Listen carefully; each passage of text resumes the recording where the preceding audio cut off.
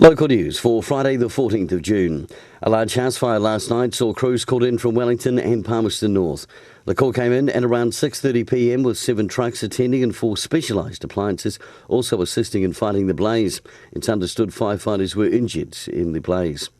The Marston and Brent Gare Rugby Club has withdrawn its premier rugby team from the remainder of the 2019 competition.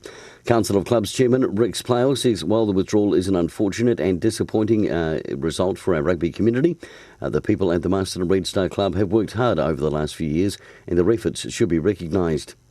The New World Wine Awards are back with local wineries strongly encouraged to enter. Last year, Pincaro Martinborough Sauvignon Blanc 2017 took out a gold award and the judges said it was a real treat to taste a Sauvignon Blanc from Martinborough, where the warmer climate gives softer wines much riper flavours. And in sport, this weekend's club rugby sees a key clash with Martinborough taking on Greytown, Carlton play East Coast and Marist play Eketahuna.